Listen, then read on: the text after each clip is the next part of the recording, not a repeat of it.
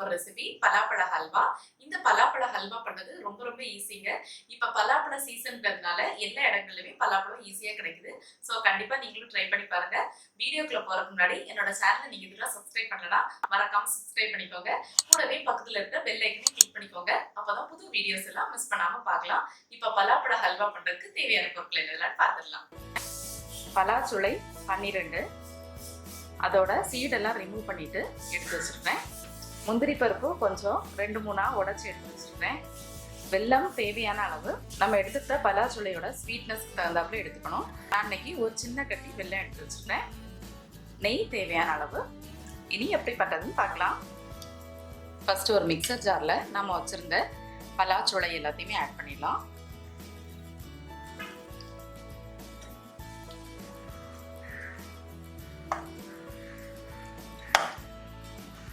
இதை இப்ப தண்ணி சேர்க்காம நல்லா பேஸ்டா அரைச்சு எடுத்துக்கணும். இந்த மாதிரி நல்லா பேஸ்ட் பண்ணி எடுத்து வச்சுக்கோங்க. தண்ணி எதுவும் சேர்க்கக்கூடாது.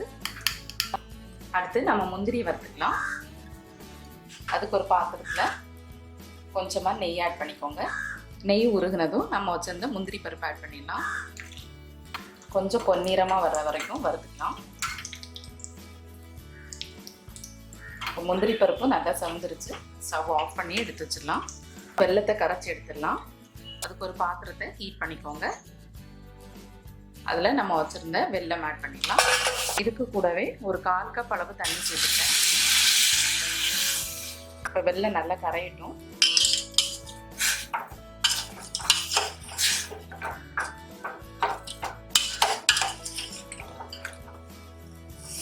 இப்போ பார்த்தீங்கன்னா வெல்லம் நல்லா கரைஞ்சிருச்சு.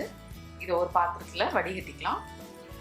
வெல்லத்தில் இருக்கிற தூசி மண் எல்லாம் ரிமூவ் பண்ணுறதுக்காக தான் நம்ம வடிகட்டுறோம். இப்போ இதை வடிகட்டிக்கலாம்.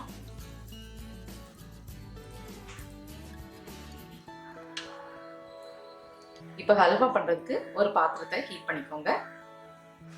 பேன் ஹீட் ஆனதும் அதில் 1 டேபிள் ஸ்பூன் கீ சேர்த்துடலாம்.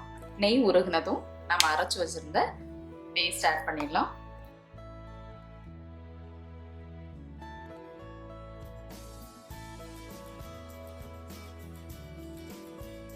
பலாப்பழ பேஸ்ட்டை ஆட் பண்ணதுக்கு அப்புறமா இதை நல்லா வதக்கி விட்டுடலாம். அப்போதான் அந்த பலாப்பழத்தோட பச்சை வாசனை எல்லாமே போகும். ஸோ அதுக்காக கொஞ்ச நேரம் நல்லா வதக்கி விட்டுக்கோங்க.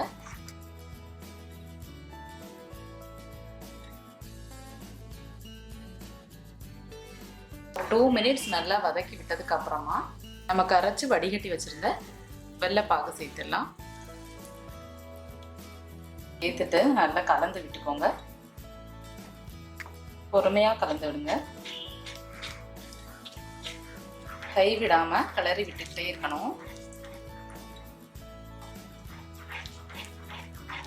ஸ்டவ் வந்து மீடியம் ஃப்ளேம்ல இருக்கட்டும். இப்போ பாருங்க, இது கொஞ்சம் இறுகிருக்கு. அதோட கன்சிஸ்டன்சி பார்த்தீங்கன்னா ஜாம் மாதிரி இருக்கு. ஸோ வெல்லம் ஆட் பண்றது வந்து பார்த்து சேர்த்துக்கணும். நம்ம யூஸ் பண்ற பலாப்பழம் வந்து நல்ல இனிப்பா இருந்துச்சுன்னா ஜாகரி வந்து கம்மியாக சேர்த்தா போதும். பலாப்பழத்தோட ஸ்வீட்னஸ் வந்து கம்மியாக இருந்துச்சுன்னா ஜாகரியை கொஞ்சம் இன்க்ரீஸ் பண்ணிக்கோங்க. நான் இன்னைக்கு 12 பலாச்சுளை எடுத்திருந்தேன். அதுக்கு வந்து 1 கட்டி வெல்லம் கரெக்டாக இருக்குது. இப்போ இது கொஞ்சம் இறுகி இருக்குது. இந்த டைமில் 1 டேபிள் ஸ்பூன் கீ ஆட் பண்ணிக்கலாம். கீ ஆட் பண்ணிட்டு மறுபடியும் நல்லா மிக்ஸ் பண்ணிக்கோங்க.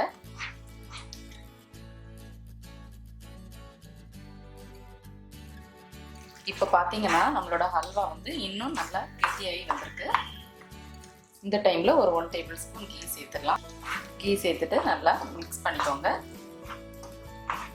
இந்த ஹல்வாவில் பலாப்பழத்தோட ஃப்ளேவர் நல்லாவே இருக்கும். நல்ல வாசனையாக இருக்கும்.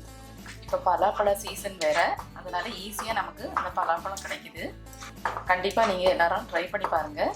இப்போ நம்மளோட ஹல்வா வந்து அடியில் ஒட்டாமல் பாத்திரத்தை விட்டு விலகி வர ஆரம்பிச்சிருச்சு. உங்களுக்கு பார்த்தாலே தெரியும். நம்ம வறுத்து வச்சிருந்த முந்திரி சேர்த்துடலாம். முந்திரி சேர்த்துட்டு அதை மிக்ஸ் பண்ணிக்கோங்க.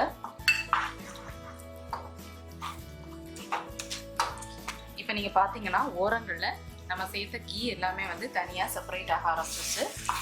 ஹல்வாவும் பாத்திரத்தை விட்டு விலகி வர ஆரம்பிச்சிருச்சு. இப்போ ஸ்டவ் ஆஃப் பண்ணிடலாம். ஸோ ஃப்ரெண்ட்ஸ், நம்மளோட சுவையான பலாப்பழ அல்வா சூப்பராக ரெடி ஆயிடுச்சு. உங்களுக்கு பார்த்தாலே தெரியும், ரொம்ப கிளாஸியாக, ரொம்ப மவுத் வாட்டரிங்காக இருக்குது. இப்போவே சாப்பிடணும் போல் இருக்குது. கண்டிப்பாக நீங்களும் இந்த சிம்பிளான ரெசிபியை ட்ரை பண்ணி பாருங்கள். ட்ரை பண்ணி பார்த்துட்டு எப்படி இருந்துச்சுன்னு உங்களோட கமெண்ட்ஸை ஷேர் பண்ணுங்கள். இந்த வீடியோ உங்களுக்கு பிடிச்சிருந்தா என்னோட சேனலுக்கு மறக்காமல் சப்ஸ்கிரைப் பண்ணுங்கள். தேங்க்யூ.